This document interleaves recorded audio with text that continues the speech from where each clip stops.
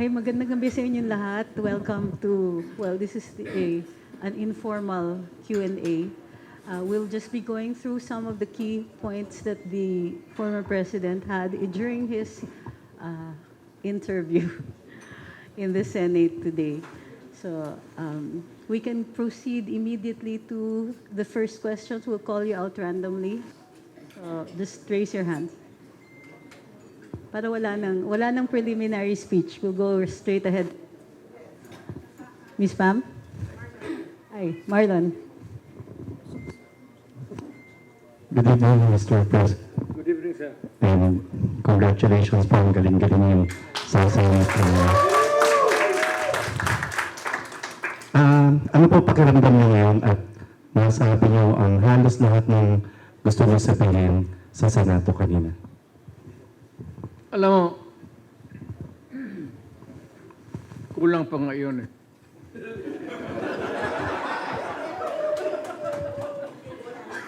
Totoo yan. Napakarami yung problema. Ito in connection with law and order or peace and order. Mamili ka na dyan sa dalawang salita. Alam mo kasi ang what bogs down really is ang number one natin ang front is really the police. Yun sila yung una nating vanguard. But maraming pagkukulang sa police. Hindi dahil sa police, kundi dahil sa suporta ng gobyerno rin sa police. If you want equality service, you have to support the police. Nung panahon ko, may palimbasa mayaman ang syudad ng Davao because at that time, talagang there was a blooming of everything. Nagkaroon ng pera ang Davao. So in return, sinuportahan ko yung police because were it not for the police, hindi magkaroon ng law and order, pati hindi magkaroon ng progress ang syudad ng Davao.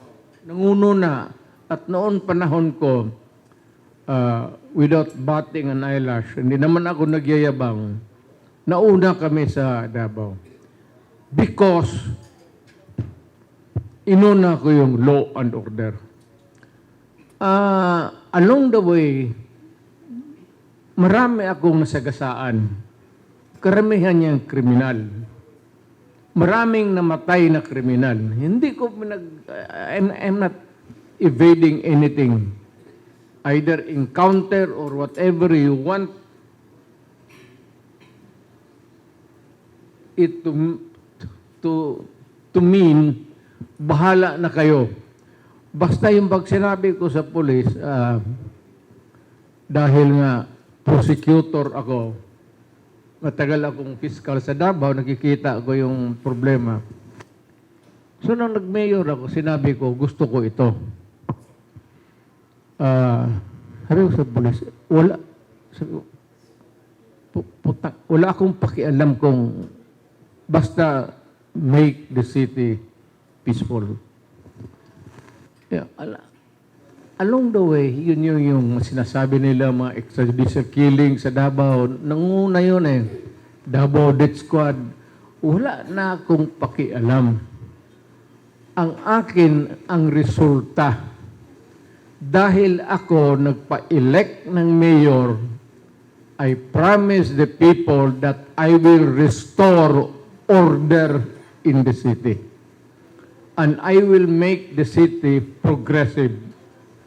At sa awa ng Diyos, sa tulong ng Diyos, pati tao, in a matter of about 3 years pag-upo ko, nag-bloom ang Davao. Nanguna. So sa Davao noon, magtindig lang ang pulis dyan at traffic, pumasok na itong mga NPA na to, pak. In one day, minsan may 4 na pulis o 5 pulis ako natutumba. Kayong nung na-mayor ako, umakyat ako sa bukid. Kinausap ko itong New People's Front. ang mali naman itong yung mga liderato nila, nandito rin sa pamilya nila, nasa baba sa syudad. Sila yung mga student leaders na naging radical, pumunta doon sa taas, naging commanders. Patay dito, patay doon. Sabi ko sa kanila, alam mo, hindi naman siguro ako bright. Pero alam ko kung saan yung pamilya ninyo. Hindi kayo huminto. Pag humirit kayo ng isa, hihiritan ko kayo ng inosente. Kayo, mga kriminal. Tayo, mga kriminal tayo, nagpapatayan tayo. Pero kung hindi ninyo hintuan nila sa siyudad ko, sa Davao City, pag binira ninyo yung mga pulis ko, hindi ninyo hintuan yan. Uubusin ko yung pamilya, susunugin ko yung bahay ninyo, pati yung pamilya ninyo. Kaya, nagkaroon kami ng truce. Kung mamili kayo, I mean, you cannot fuck this city for all time. You cannot have your cake and eat it too. Nandito ka sa siyudad ko, ikaw na terrorize ka, nandiyan ka sa bukid, nagbababaan kayo, pinapatay ninyo yung mga barangay captain, pinapatay ninyo yung mga pulis. Nandito naman yung mga pamilya ninyo. Gagawin, pagka ganun, mag-Apache tayo. Apache, Indians, patayin mo yun, patayin ko rin dito. So, mamili kayo. Kasi pinili ako na ayaw kong mapahiya. Kasi ang campaign slogan ko, Davao City will be peaceful. At gagawin ko yan. Kaya nanguna kami. Naging aggressive city kami. Gumanda ang Davao. Maraming nainggit kasi maganda ang dahil sila makalakad sila. Hanggang ngayon, yun ang so parang Indian style Apache beso Manche. Alam mo, pakiusap tayo dito, pero kung hindi tayo makaintindihan, hiyain mo ako, magkahiyaan tayo, magpatayan talaga tayo dito. Mr. President, Na kung gusto ninyong inosente isali natin, kayo. Araw-araw nyo pinapatayan nyo mga porsabil. Pwede yan. Yes. Mr. President, walang duda ho na legacy yung at mapagtagumpayan yung war on drugs, yung mga narco-politicians, yung mga uniforms na sangkot sa ipinagbabawal na gamot. Naniniwala ba kayo na pumalik na naman sila ngayon sa lipunan?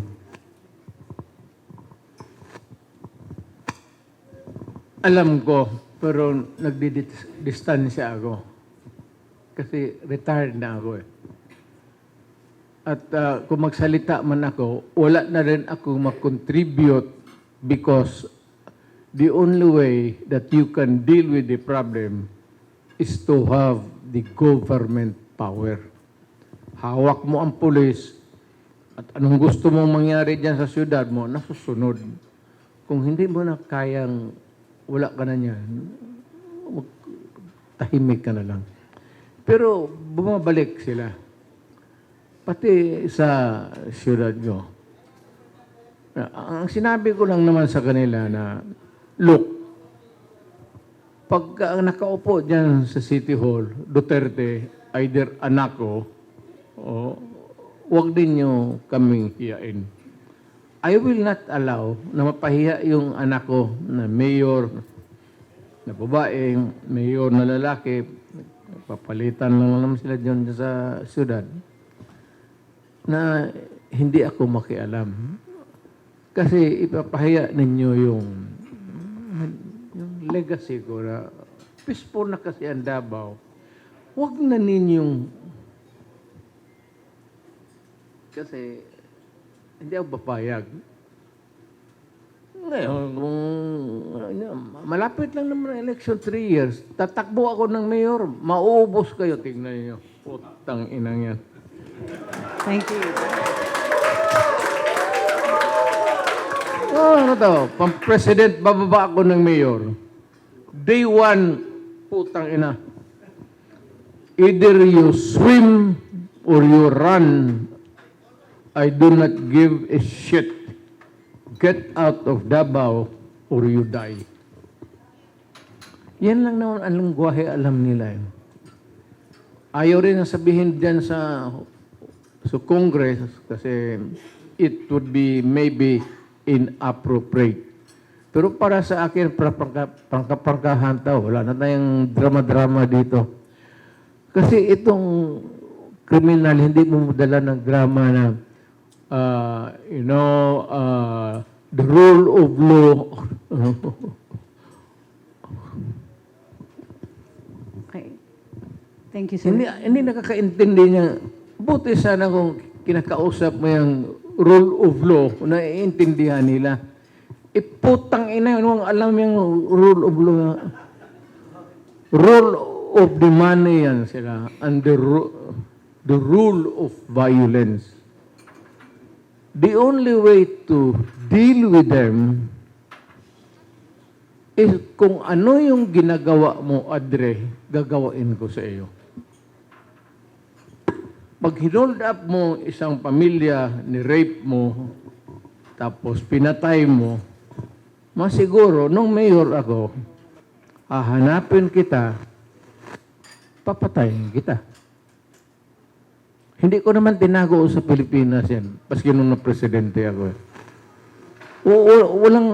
Walang kwenta dito. I mean, it could cost maybe my life someday. Kasi yung pinatay ko, medyo nag-ano rin yun eh. May galit rin yun sila sa akin. Pero, sige, ano lang tayo, total, matanda na rin ako eh. Basta, yung sinabi ko, nung tumakbo ako ng mayor, at tumakbo ako ng presidente, stop the fucking drugs. Kasi talagang yayariin ko kayo. Nung na-presidente, marami. Kaya yung sinabi, hindi ako nagbiro no yung Manila Bay na puno talaga yan. Yung hindi naniwala, sorry. Ngayon,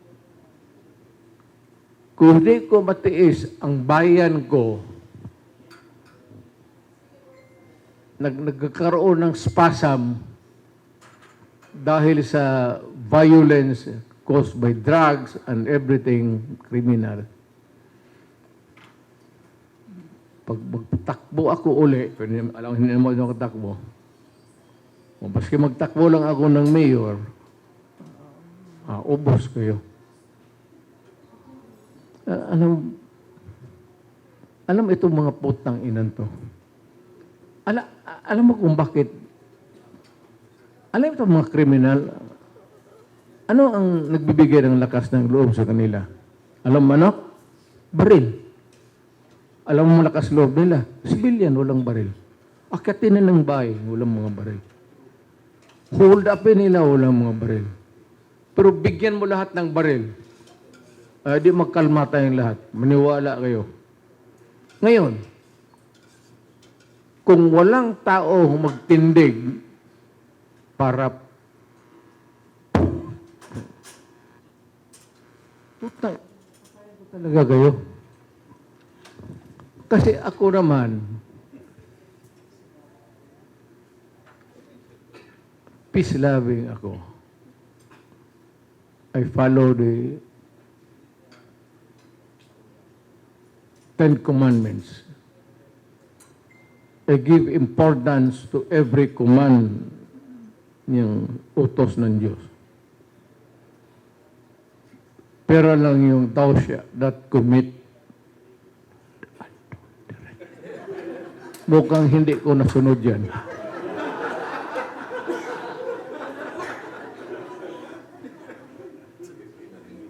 Wala pang parusa. Yun naman sinabi ng Diyos na, ito, kumamin. Pag hindi nyo sinunod, ganunin ko kayo. Wala man. Ten Commandments. Tapos tayo nakikinig, so, pero kung sinabi ng Diyos na, ito yung commandments ko. Sundin ninyo pag papatayin ko kayo. Batitino itong mundong ito. Yan ang mahirap. Kasi, hindi ko sabihin na ang solusyon patayan. Pero ang anok isa itong criminal, society and criminal, malakas loob itong mga animal na to kasi may hawak nila ang baril. Tapos alam nila yung mga civilian, the ordinary civilian, hindi talaga makipagpatayan yan. At ang ayaw ko lalo na yung kidnapping ng mga bata. Kaya mag-kidnap ka ng mga bata, babae, tapos kidnapin mo pa yung mga babae, tapos i-rape mo pa, o lalo na patayin mo. Nung na-mayor ako, presidente ako, hindi kita talaga bubuhayin. Tapos sabihin na rule of law, hanggang kailan? Putang ina, hanggang ngayon, nung fiscal pa ako, hanggang ngayon, 10 years from now, yung robbery na nakapending pa. Natapos na lang ako pagka-fiscal, naging mayor na lang ako, naging presidente na lang ako. Putang ina yung mga kaso.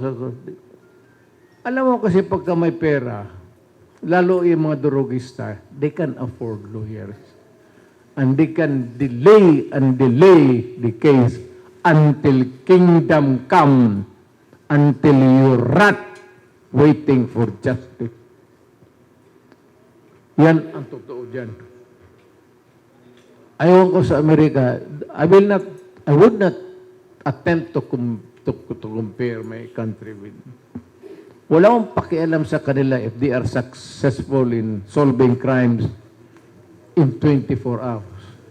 But dito sa Pilipinas, pag wala kang, lalo kung wala ka ng pera, at tapos wala kang follow-up, yung mga mayaman na maagrabyado, they can finance the police operation and they can get justice forthwith, maybe immediately. Pero yung ordinaryong taong hinold up mo, pinatay mo, wala na yun. Kaya, magprangkahan, sabihin, alam ko maraming pipiyak dito. Kung makinig ako sa inyong mga ulul kayo, walang mangyari sa bayan. Kung nakinig ako dito sa mga rule of law, mga ganon, walang mangyari sa Davao. Hanggang ngayon, Davao will be crawling and maybe rotting. So, mamili kayo. Nung presidente ako, nabi ko, lalo ng mga foreigners, anak ka ng but what divine right na pupunta ka dito sa bayan ko, then you fuck with drugs and kill my people. Bakit kila? Bigyan mo ako isang rason bakit kita bubuhayin. Litse ka. Tangina. Bigyan mo akong rason. Kriminal ka. Drugista ka. Ginawa mo yung gunggong yung mga bata. Bigyan mo ako ng rason bakit bubuhayin kita. Ay, sabihin mo, yung due process. hanggang kailan ako maghintay? Kung ako mismo ang prosecutor, ako ang mayor, mamatay na lang ako yung kaso.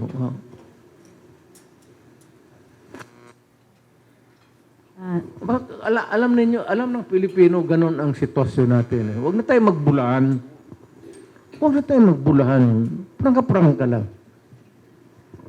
Kung makapagbayad ng abogado yan, wala. Postpone dito, postpone doon hanggang ultimately surrender yung complainant. Sir, Lalo na yung walang pera.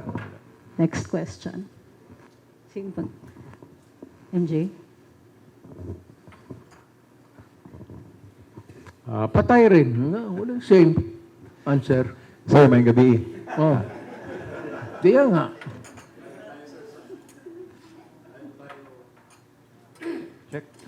Sir, anong komento nyo doon sa binuking kanina ni Colonel Grijaldo na yung yung sabi niyo rin po kanina perjury, yung pagharap nila na may suggested na mga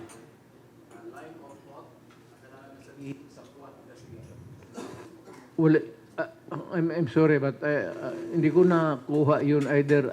Wala pa ako. Yung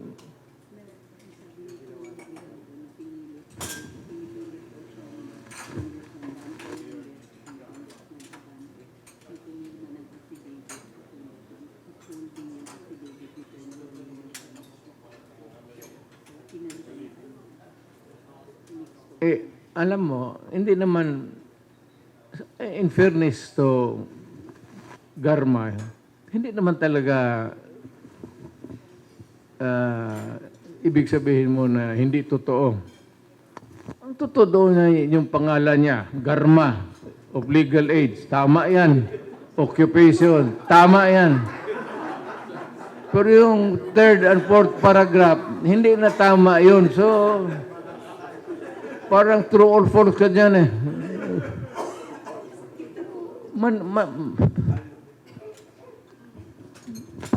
Kayo mismong, hindi na kailangan manggaling sa bunganga ako. I'd like to address myself to the Filipino people. Hindi na kailangan na magkyak-kyak ako dito. I was once upon a time a president. Hindi ko na kailangan ulitin pa. Alam ninyo ang sitwasyon. Alam ninyo yung maglakad ka ron ng gabi ngayon dyan sa ano, be? Maglakad ka lang, mag-ikot ka ng mga Manila kung makaikot ka ng buhay. Sa siyudad ko, kasi ako ang umiikot. At ako yung pumapatay. Hindi naman sila. You know, simple na lang tayo. Simple logic. Mathematics. Bakit tayo magpatalo sa mga bad boys? Bakit tayo magpatalo sa mga kriminal? Bakit tayo matakot dito sa mga sindikatong putang ina mga to? Bakit ako matakot sa mga drogista? Dahil takot ako mamatay, ay putang ina. Siguraduhin mo lang, unahan mo ako at pag hindi, maabutan kita. Talagang, kayong mga, lalo na sa siyudad ko, yung mayor, anak ko, wag mong, nako. Yung siyudad ko, malinis yan. Huwag kang pumunta doon at magdumi ka. Find another toilet. Marami dito sa Pilipinas o dito. Better still go out of the country and go somewhere else.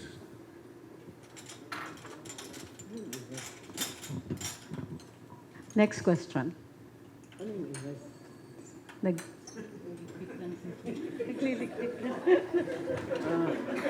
Sorry.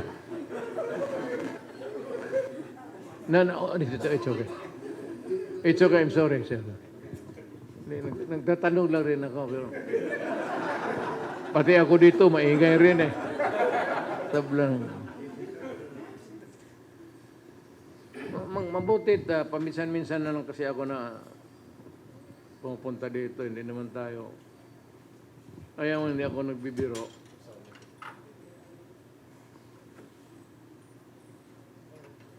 Naglaki ako sa gobyerno, empleyado lang. Prosecutor hanggang presidente. Sweldo lang ako. Kaya kung magpunta ako dito, magpamasahe, big deal na yan sa akin. Idabalik yung back and forth. Gastos yan. Noon kasi, charge mo sa gobyerno. Ngayon ko, saan ko i-charge? Sa asawa ko, mumurahin pa ako niyan. Wala ka nang iniintrigo buwan-buwan tapos ngayon dito ka pa maghingi sa akin? Kaya hindi ako nagpapatawa. Kaya sabi ko kanina, gusto ninyo, ubusin na ninyo yung tanong ninyo ngayon. 24 oras tayo hanggang bukas. Kasi mahirap magbiyahe dito. Maggastos na naman ako. May savings ako. Malaki ang savings ko. Malaki ang sweldo nung pag-retire ko. Ang problema, hanggang kailan ako dito o kailan ako mamatay. Ngayon, 73 ako. Kung paabutin ako ng Diyos ng 95, saan ako maghanap ng panggastos? Maghingi pa ako sa mga anak ko na puro hirap rin. Wala man ng anak na milyonaryo. Magtanong kayo sa Davao. Tignan ninyo yung mga bahay namin. Bahay nga, pero sabihin mo maluho, mansyon. Tignan yung masakyan namin. Ako, 79 years old. Hindi naman totoo yan, doon 79.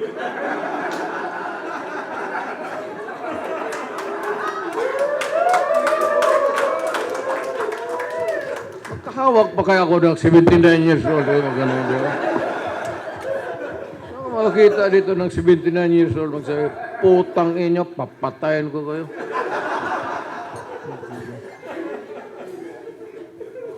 You think a 79-year-old guy can threaten criminals?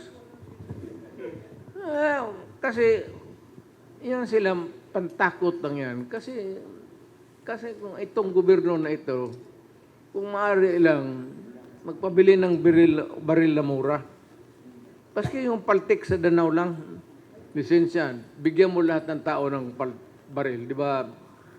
Tabla na. Yung mga kriminal, gano'n yung magkagong yan. Kaya ako, wala akong, alam mo, ang pasensya ko, ang pasensya so kapwa ko tao hanggang ganyang kataas. Kriminal, ganyan lang ako. Ganoon lang. Putang ina, pagka nagkamali ka, hanggang dyan ka lang. Hindi kita papalusutin.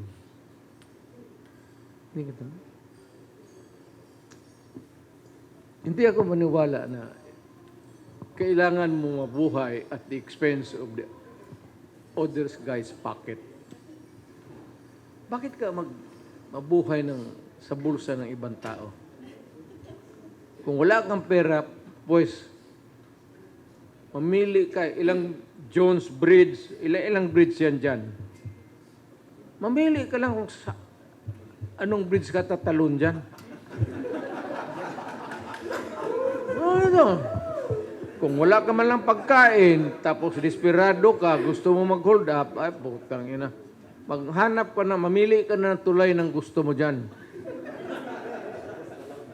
Umakyat ka dyan sa building dyan, sa yung lumang eskolta na yan.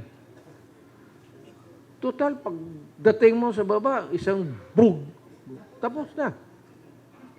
Wala na ang problema mo.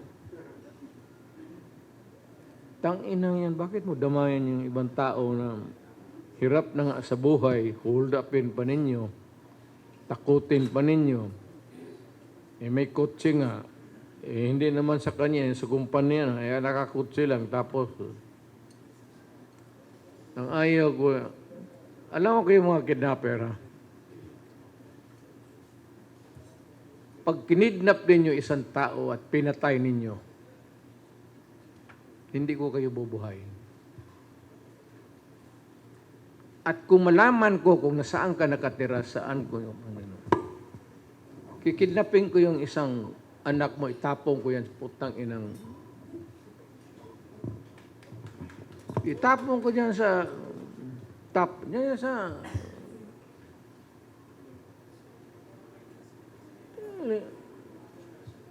baka akala ninyo, you do not have a monopoly of evil in this country. Lahat tayo may sungay. Kaya lang sa ating upbringing, religion, sa disiplina, nagpipigil tayo. Pero kung ang tao, you rob him of his hope and, anak, ganun. Ang advice ko, patayin mo. Back up kita. Kidnapin mo yung bata. Tapos, itatapon mo na, hindi mo na isasauli. Tapos, tatanagipin mo yung ransom. Ibabayad sa inyo. Para pagkatapos ni hinuhay. Basta na lang tapos na. Pagka ganun po, marami tayong kriminal dito. Ang unang kriminal dito, yung naging presidente ninyo. Kasi kung hindi ako naging presidente, putang inaw, kasama tayo dito sa sindikato natin.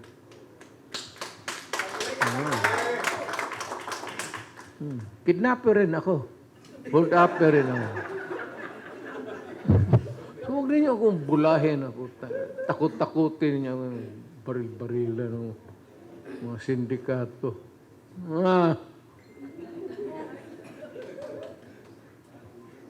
Sabay sa impyerno, gusto mo. Maghanap ko ng handcuff. Sino yung kriminal na kursunadang mag-handcuff kita. Sabay tayo magtalon dyan sa... Kasi gusto ko nun mamatay. Alam mo, huwag mo ninyo, do not fuck with me. Kasi ako gusto ko na rin mamatay. Kaya huwag mo akong bigyan ng dahilan na patayin ka at magkamatayan na tayo. Kako, at the age of 73, 73 ba kayo? 79 pala. Sana si ano? Hindi, si Sal. Binibiro ko si Sal. Kasi si Sal ayaw umamin, mas matanda siya sa akin.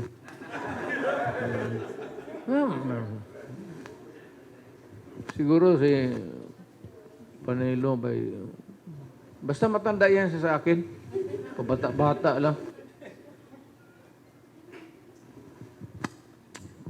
May katanungan pa? Yes, Ms. Pam. Mr. President, naniniwala ho kami at naniniwala ho ang Davaoenyo na maganda ang ginawa ninyo sa Davao. At lahat ng sambayan ng Pilipino ay naniniwala maganda ang ginawa ninyo sa bansa. Bakit tila baga ang administrasyon ngayon ay buhos or all hands on deck ika nga sa pagsira sa pangalang Duterte? Bukod ay bagkus na maganda naman ang inyong ginawa. Kaya sinabi ko, I don't give a shit. Kung ako, tapos na ako, pinakita ko na yung, ika nga sa ano, yung salida ko. Yung salida, yung show ko. Bisaya yung Espanyol, pati Bisaya yung salida. Napakita ko na yung salida ko. Inyo na naman. Tapos na ako. At least sa panahon ko,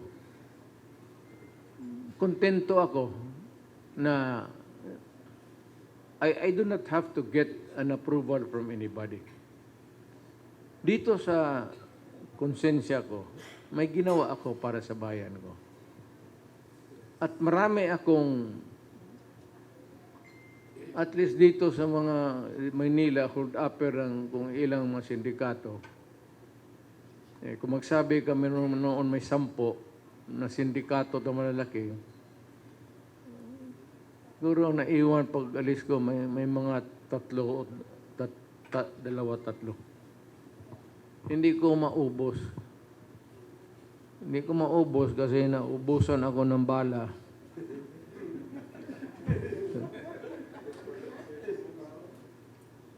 Hindi kasi magprangkahan tayo. Sabi ko magprangkahan na lang tayo. Huwag lang tayo maglaro-laro dito. Total, hindi naman ako public official. Huwag na tayo magdrama.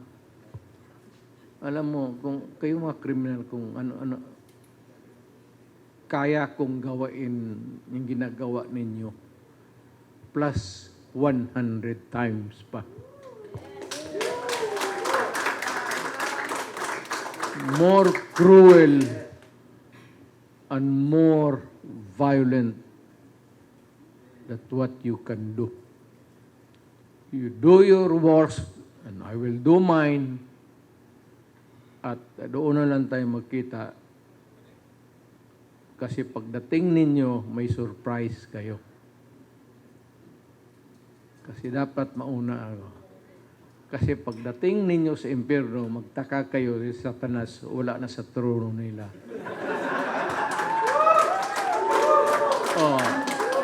I'll give you a riddle. Sinong nakaupo pagdating ninyo sa doon sa impyerno? Sino nakaupo sa trono ni Satanas? You guess. 2 each. Si Satanas, nag-manicure lang yan sa paa ko.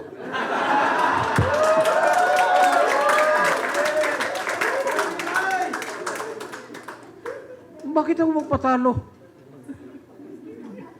Gago. Magpunta ako doon sa impyerno para pasunog lang tapos si Satanas ba tigas-tigas doon. Sabihin ko sa kanya, bakit? Naging presidente ka ba ng Pilipinas?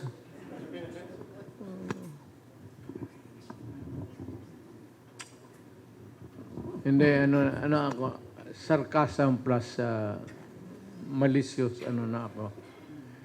Pero napipilitan ako kasi yan ang kailangan ng mga kriminal. Hindi mo madalas pakiusap yung mga putang ina yan. Walang mangyari dyan. Kayo, alam ninyo. Madala mo itong mga... Pagka nakahawak ng baril yan, sabi ko sa pulis, patayin mo.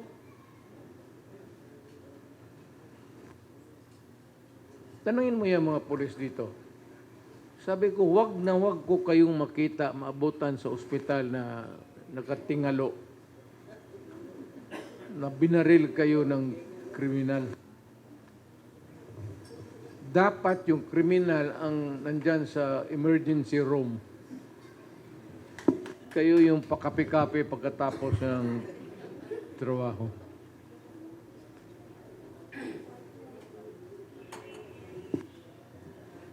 Sabi ko nga, no quarters given, no quarters asked. Yun ang training ko. Ang problema lang kasi ay ang nasa kampo ako dito sa civilized world. Kasi kung nalagay rin ako sa kampo dito sa mga ulol na to, the evil, tagal na siguro ako sa kulungan o patay na.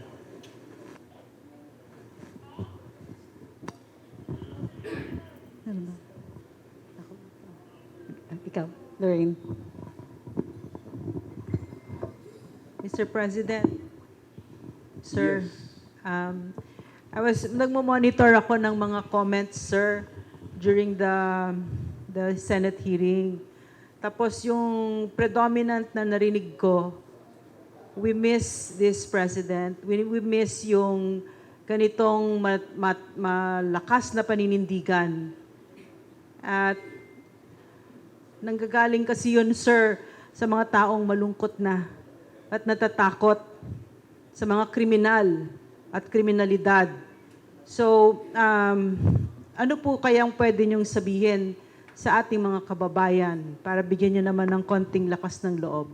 Alam mo, to my countrymen, many, maybe almost half of the population, baski dito sa kwartong ito, hindi niyo magustuhan yung demeanor ko, yung asta ko. Sabi niya, ito ba mayabang ito o ano ba gustong ipakita nito? Yung naging presidente na ito, naging mayor na ito, ano pang gusto niyang ipakita? Ang gusto ko kasing ipakita is my message primarily to the Filipino people is that ito sasabihin ko para ito sa inyo. It is really actually to protect you.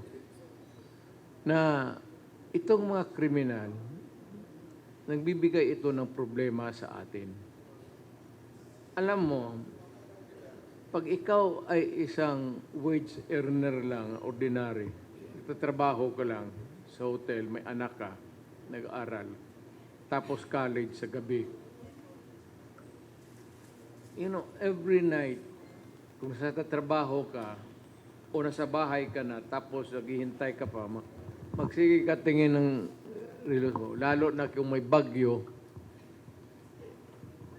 hindi mo malaman kung yung bus na sinakyan ng anak mo hinold up o naglalakad yung anak mong babae dinampot. Yung sense of security, wala. Sa Davao, meron talaga. Kasi pag nagkamali ka talaga, let me be very bastos ang bunga ko. Do not fuck in my city. Huwag mong galawin yung inosenteng tao, lalo na yung mga bata. Pag ginalaw mo yan, hindi kita papalusutin. Yung mayor ako, nang magtanong kayo, I'm sure almost nasa isip mo, Mayor, ilan ang pinatay mong kriminal sa Davao?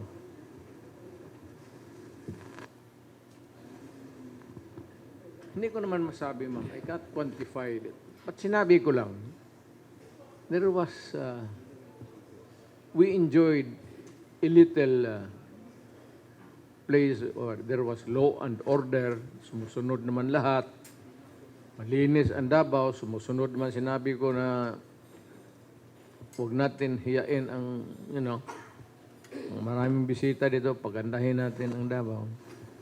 Kayong mga kriminal, umalis na kayo. Punta kayo sa ibang lugar, may sinasabi ako na mga cities, pero out of respeto sa kanila, I will not repeat it again. Mukhang mai-insulto rin sila. So, umalis kayo. I'll give you the chance. Pero napakawala ko talagang patience sa maliit masyado ang magkamali ka lang ng kunti. Pagka-criminal ka, may record ka, galing ka sa munti o nakulong ka na, at may record ka sa database sa nasyonal, mag-ingat ka talaga kasi kunting kakamali lang. Tatapusin kita. Para ano? Para sa bayan. Maniwala ka o hindi, strange as it may seem to you to hear it, maybe, para sa bayan. Para sa mga pinsan ko na walang pera, walang kotse, naglalakad. Para sa mga kapatid kong Pilipino dito na mag-uwi, tapos magsakay ng bus, tapos hold upin pa yung bus, kukunin pa yung pera, at minsan may binabaris na may sinasaksak. Alam mo, we always pray to God for justice. Diyos ko po, bigyan mo kami ng hustisya. Ngayon, tanungin ko si Diyos, Diyos, kailan kami maghintay? At least bigyan mo kami ng time limit. Padaan mo lang dyan sa pare yung message na ito yung sagot ko. Hoy Rodrigo, gago ka. Yan. Pero kung wala kang binatagang time limit at magtitiis kami dito araw-araw, may ma-hold up, may ma-rape, at least one rape is killed a day, one kidnapper killed a day. Minus-minus yung buhay natin dito. Gawin akong mayor dito, di ba? Putang inal malinis itong sabihin ko, diba? Hindi lang ako makatakbo dito. Katakbo ako ng mayor dito. I will not mention a particular city. Pag sinabi kong umalis kayo dyan, bigyan ko kayo ng swimming trunks na bilihan ko kayo.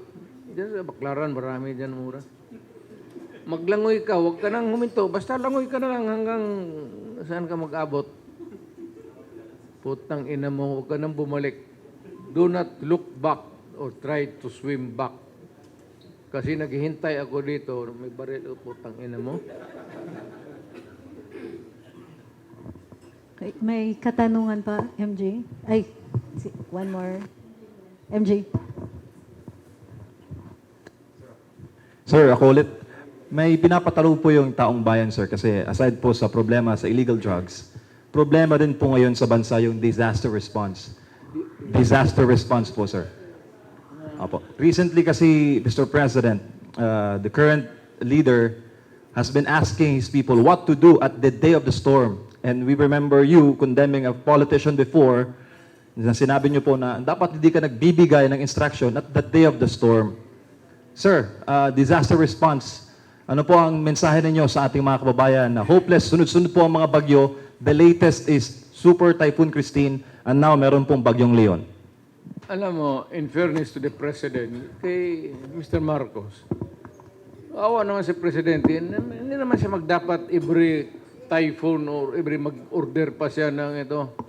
In place na yan. So, there must be a module for every agency that has something to do that would respond to any calamity or fortuitous event that would be nandyan na yan in place. Lalo na yung police pati military. Alam na nila yan.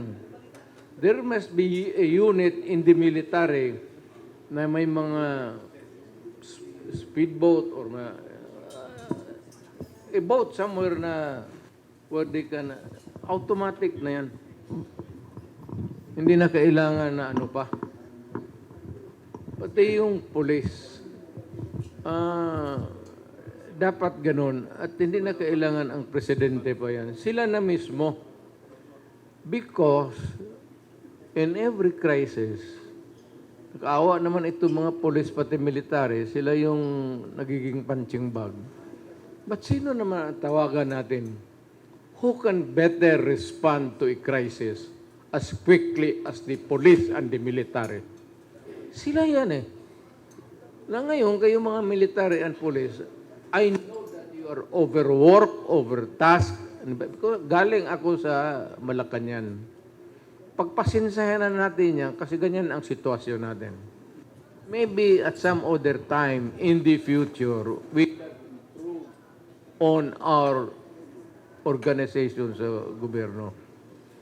Pero sa ngayon, nakasanayan tayo na ganito at the fastest way really for a reaction reactive move.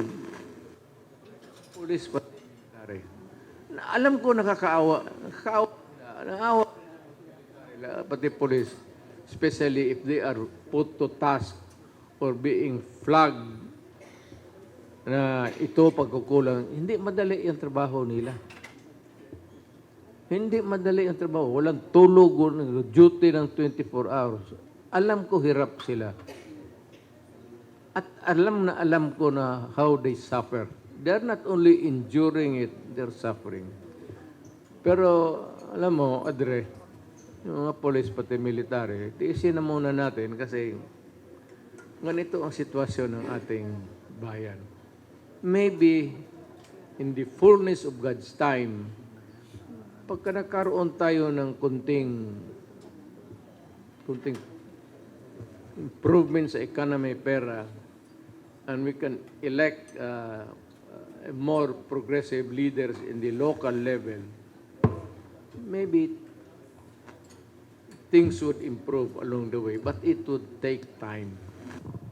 In the meantime, yung practice na aabutan natin na gano'n, we'll just have to make for it. Masama man pakinggan, pero pagpasensahin muna natin kasi yun talaga ang totoo. Okay, next question, Marlon. Mr. President, pihit lang ako ng konti sa campaign, sa election. Gaano ka-importante itong nalalapit na midterm elections at bakit kailangan po iboto yung mga kandidatong i-endorso nyo?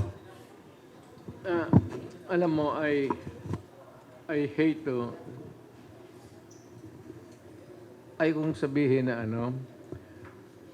marami rin akong pakutangan ng loob na tumulong sa akin, but gusto ko sanang mag-neutral na lang muna at allow people to, kasi gusto kong udyukin yung tao na mamili kayo ng mga kandidato that who are really itong pagtatakbo ng bayan, siyudad. Parang negosyo rin ito, parang hotel management yan eh. It's really actually management. Paano mo i-manage yung business dito, yung ganun, police dito. It's a huge task, but it's a management thing. At kung maaari sana, ayaw ko naman i-discredit yung mga politicians because they are, sa ayaw mo, sa hindi, kasali na yan sa yan. Alam mo bakit? Mahirap lang ang Pilipinas. Lalo sa probinsya. Kailangan nila ng eskwelahan, kailangan nila yung lubak-lubak na basura ang daan nila. Saan sila pupunta? Barangay captain. Saan tatakbo ang barangay captain? Mayor. So, itong fundamentally feudal talaga tayo hanggang ngayon. Aminin man natin, hindi, we remain feudal. For everything sa barangay captain. Medisina, kung hindi kayo ng barangay captain, tatakbo yan sa deputy mayor. And tapos yung deputy mayor, tatakbo sa mayor. Then the mayor would facilitate, tawagan yung doktor. Sige, dalhin nyo sa ospital. Pero kung ang isang tao, lalo na yung taga-bukid, kung may sakit yan sila, baski malaria, hindi yan siya pupunta magdiretso. Hesitant yan. Nandiyan, magpunta yan sila, magsakay ng pasahero, magbaba dyan sa harap ng ospital. Minsan mag-upo lang yan, mag-isip kung paano lalapit doon sa desk o sa information at mapagsabi na meron kaming pasyente. Because nagpaiwan ng feudal system.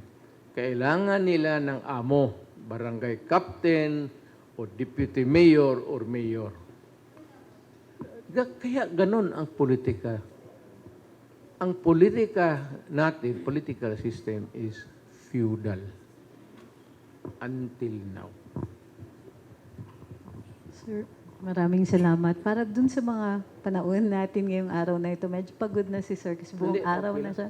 Okay? Ako na naman yung Anong oras na ba? panplabida na naman. Mga alauna siguro. Uwi na. Kung, yes, sandali lang. Okay. Sir, kuha tayo ng Hindi dalawa man pa. sabi ko, punta pa raw ako ng Batangas bukas, pero hindi naman tatakbo yung Batangas. Pwesto yan dyan eh. Dalawang katanungan. Sige, isa. Kayo po ay inangaan po ng mga kababayan po nating OFW sa inyong panunungkulan noon. Marami po kayo ang naisalpa ng mga... Bakit ngayon hindi na?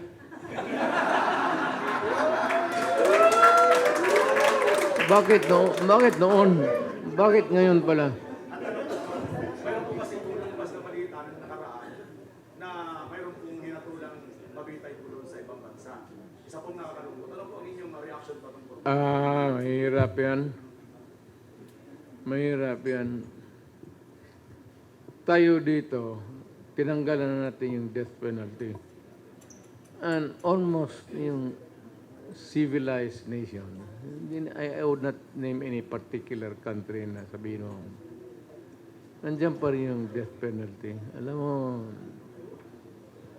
huwag mo na patayin yung tao. Ibigay mo na lang sa akin, ako na lang magbaril para walang... Uluhin ko na lang para... Pero sabihin mo na,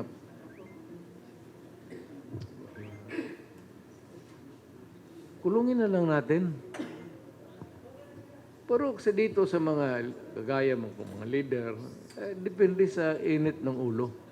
At depende kung anong ginawa mo. Akala ko mo, papasukin niyo yung bahay. You ransack the house. You rape the wife.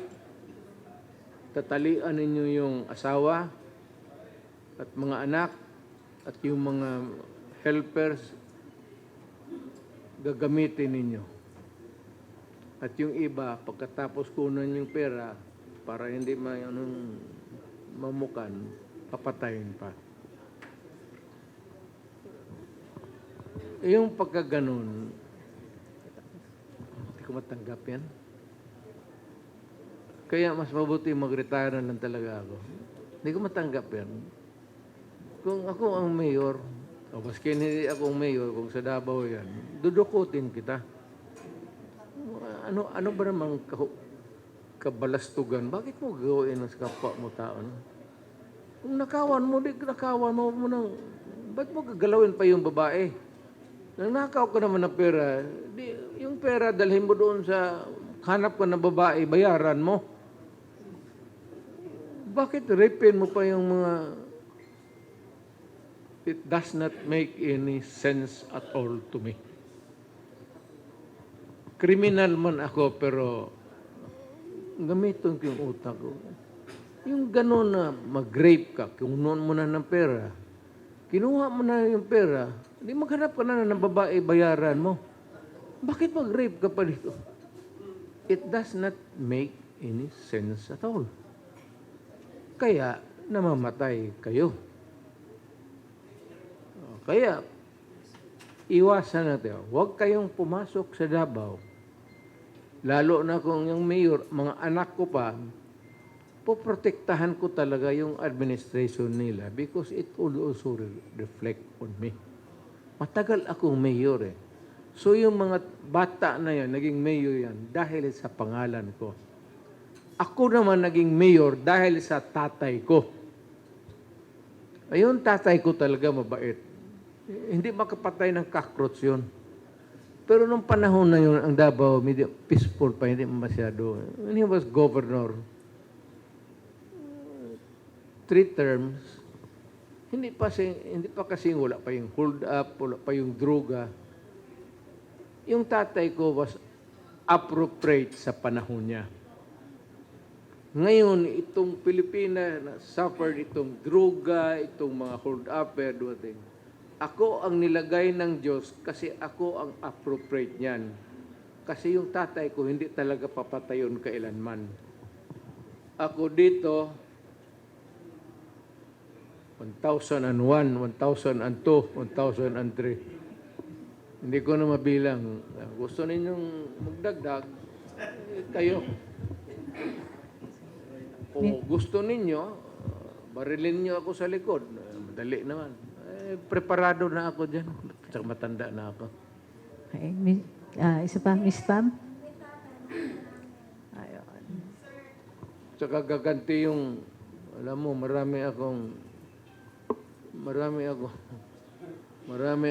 mga relatives na muro, ha? Lula ko, muro. Hantingin kayo niyan. Miss Pam, next question. Sir, asking for a friend. Nilinaw po ni Senator Coco Pimentel kanina na ang hearing pong naganap sa Senado ngayon ay hindi lamang po limitado sa EJK, kundi sa Philippine Drug War under your administration. Sir, once and for all, can we hear it from you? Nasa narco-list po ba ang pangalan ng Marcos Jr. noong panahon na ito ay lumanding sa inyong case? Wala actually. Ito prangka-prangkan. Hindi naman naulan noon ako. Hindi man masyado kami kilala niya. No? Kung nandyan yung pangalan niya, I would not voice a lie in public.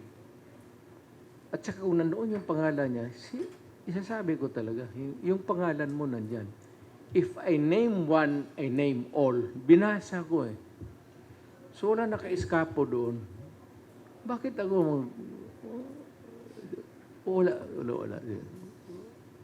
In fairness to the President, wala.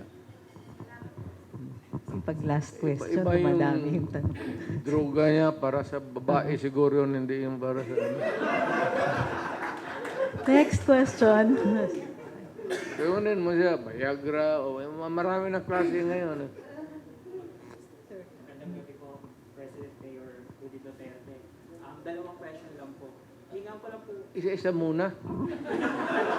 una pong tanong, President Duterte. Nung nakaraang press conference ni Vice President Sara Duterte, tinawag niyang hindi presidente, umakto, ngayon ang current president. Kung kayo po ang tatanungin, ano po ang reaksyon niyo sa pahay po ng anak niyo? Well,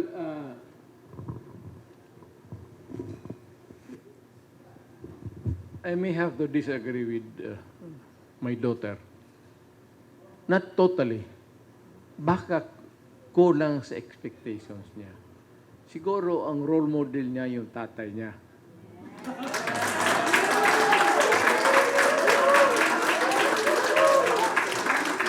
Pero ito naman, hindi naman lahat ng presidente kaagad. But itong sitting president ngayon, I know in my heart, not because hindi kami kaibigan. I know that by the way, what is he supposed to do? Nakaupo dyan siya sa Malacanang, bayad siya. Anong gawin niya? Magpainit siya ng utot niya dyan sa, ano? Siyempre sa trabaho yung tao. Kaya lang siguro, hindi, yung estimation sa ibang podo, medyo kulang.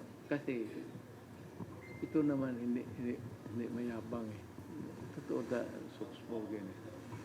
Hindi naman kaya sa akin na potang na, patayin kita dito, leche ka, yawa ka, hambog. Story lang yun. Pero pareha lang kami. Last question po, President Duterte. Ano po ang reaksyon ninyo sa ginagawa po ngayon ng Kamara laban sa pamilya ninyo, ang ginawa nilang Quad Committee at ang patuloy po pangigipin po sa budget po ng Office of the Vice President? I really do not know. I have to talk to my daughter. Who are these people that's after her skin? Palagay ko naman, hindi sa politika, kasi wala namang ambisyon yung anak ko magiging presidente. There was never, nandiyan man ang Diyos, there was never a time that we talk about the presidency. Sabi ko nga sa kanya noon, magpasalamat ka na sa Diyos na inabot mo yan. O para sa akin, babae ka, okay na yan sa akin. Sir, last po. May tanong last ako. Ma'am, May Mr. buntot President, yung last mo. Gaano kahaba yan? Opo. Yung nakaraan po kasi sinabi rin po ni Vice President Inday Sara doon sa kanyang press conference sa OVP, natanongin daw po kayo kung totoo nga daw po na hindi niyo po daw siya totoong gusto patakbo yung presidente. O baka reverse psychology na lang daw po siya. Hindi, tama para yan. Ayaw ko talaga. Una-una, naawa ako. Sabi ko, dahil dumaan ako. At huwag sana mainsulto ang Pilipino. Putang ina. Wala kang makuha. Magtrabaho ka, magising ka ng alas 6, maligo ka, kain, punta ka ng mga 8:30 to 9 sa tapos trabaho na. Doon ka kakain, tapos you start 1. Palit-palit yung maraming kwarto yan eh. Maraming kwarto yan magkaharap. Pagkatapos niya yung mga nan, paalisin na yan sila, iba na naman ipaupo doon. Iikot ka, ibang hanggang gabi yan. Ang sweldo mo, wala. Sa totoo lang, pero sa pagod mo na yan, 300 plus thousand. Yan lang ang madala mo. Tapos, yung pag-uwi mo, hindi, bayad ng gobyerno, kunin pa sa sweldo mo, putang inang yan. Bakit ka magtiis nagtrabaho ng ganun? Ako, dumaan ako dyan, sabi ko, ano makuha mo dyan?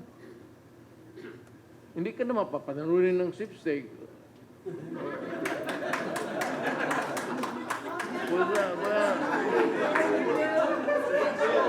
Buti sana kung sabihin niya, sige, every month papanalunin natin yung presidente para okay na sana.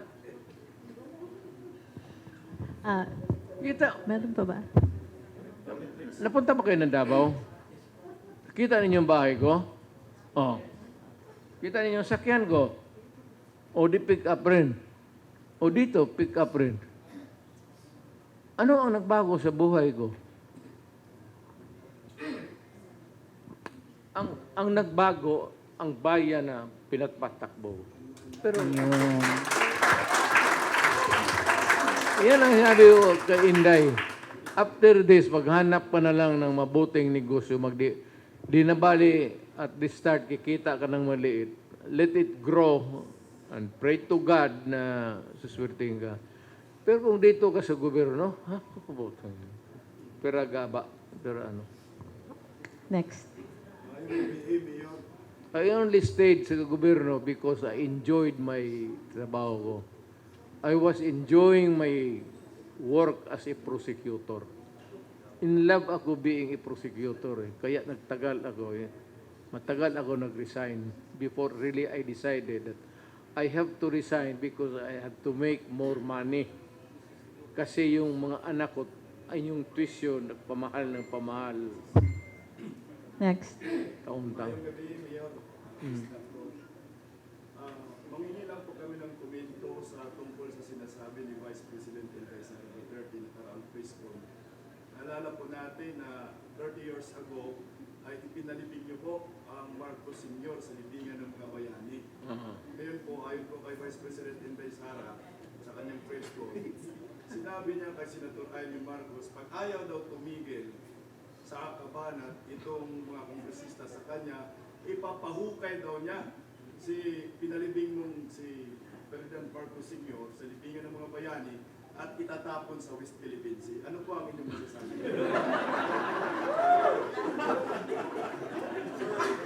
Alam mo, tatlo yung anak ko. Isang babae, dalawang lalaki.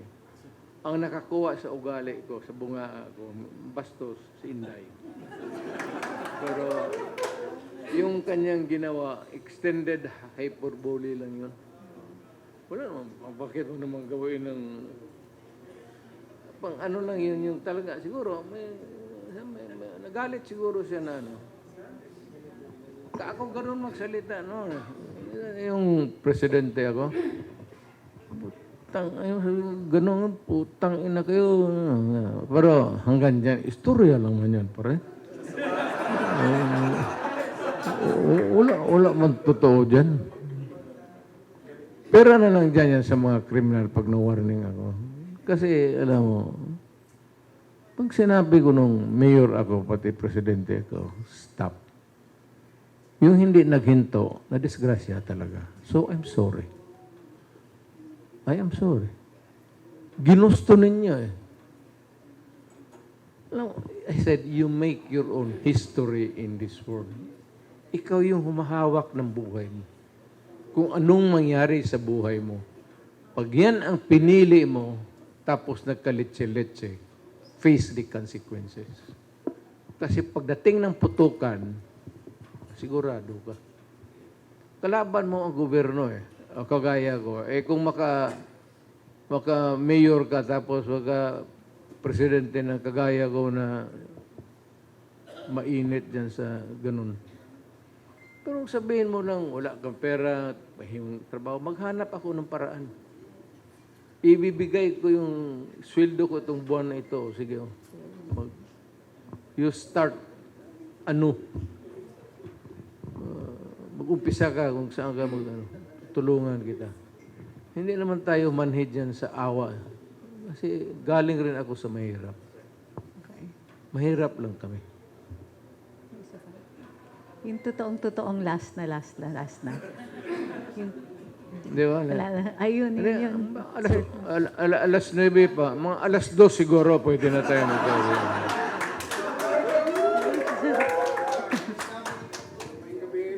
Yes, sir. Kaninang umaga, nag-umpisa po yung hearing. Hanggang ngayon matapos. Wa pa mahuman? Wala pa, Mayor.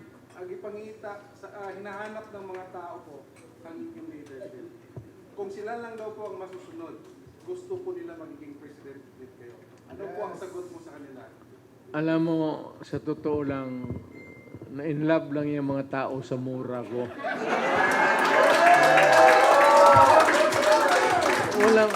Walang pinagkaiba dito ngayon sa yung sumunod pati yung pareho yung nagtatrabaho, pareho yung may inuutos. Ang nimimiss sila ng tao, yung mga potang inang yan. Yung mga ganon. Nasanay ako sa, bastos ako eh. So wala akong magawa. Galing kasi ako doon sa baba. So, ang bunganga ko, laki talagang, kasi mahirap lang kami. Talagang mahirap lang kami. Galing kami dyan sa, ngayon, nag-improve na yung Dewey Boulevard na yan. Yung panahon, 1950, squatters area yan. Kangkungan yan. Ang lakarin namin, naka-elevated wooden planks.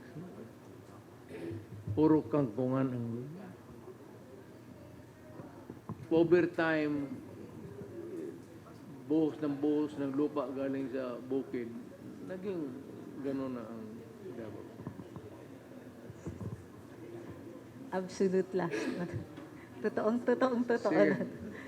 Pagkatapos ng huling katanungan, Marami mang last. Last 10, marami tayong last.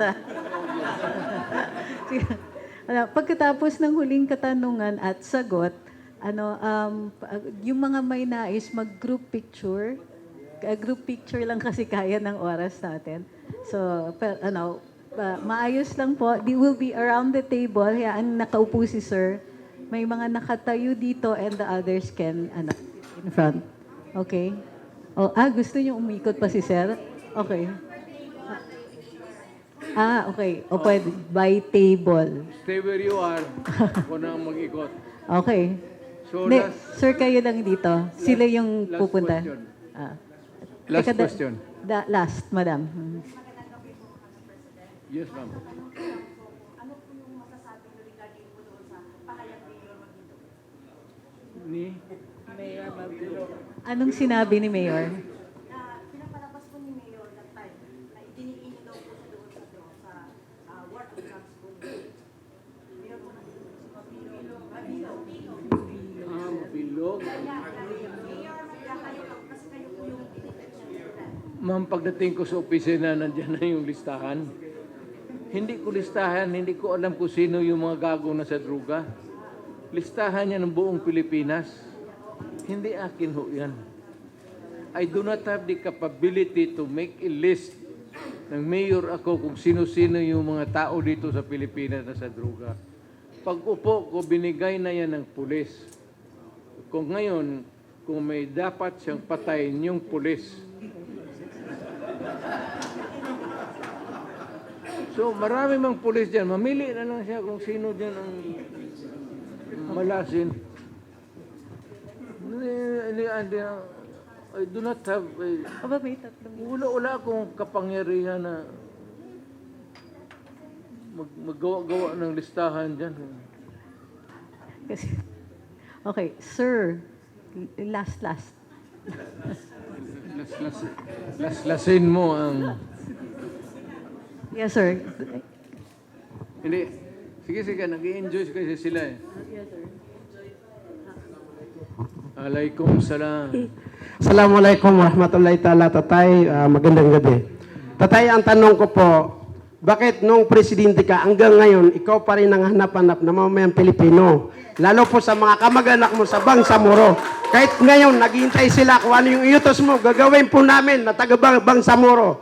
Kung naiutos ka para lang sa bayan, gagawin po namin, Tatay Digong. Mahal ka namin, Tatay Digong. Mabuhay ka! Alam mo bakit? Kasi ang lula ko Maranao.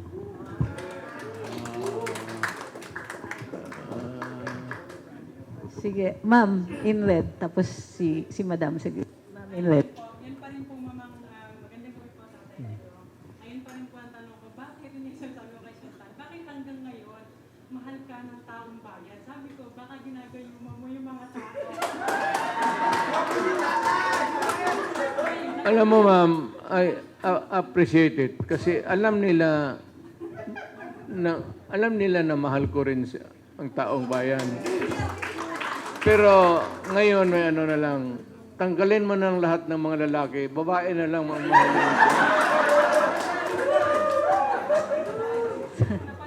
Napanood lang po namin kayo kanina sa Senate hearing sa TV. Natulog po ako. Tumakbo pa ako. Kita nyo naman nakatsinelas lang ako. Sa pagmamahal po namin sa inyo. Sabi ko, kahit anong mangyari sa atin. Ang lola ko ang Maranao. Yan lang ang connection ko sa Moro, sa Mindanao. Ma'am, Kaya pagpasok ko sa politika, acceptable ako sa Moro kasi alam nila na kasi sa Moro kasi pag may dugo ka Moro, Moro ka na. I love big daughter. People is love to daughter.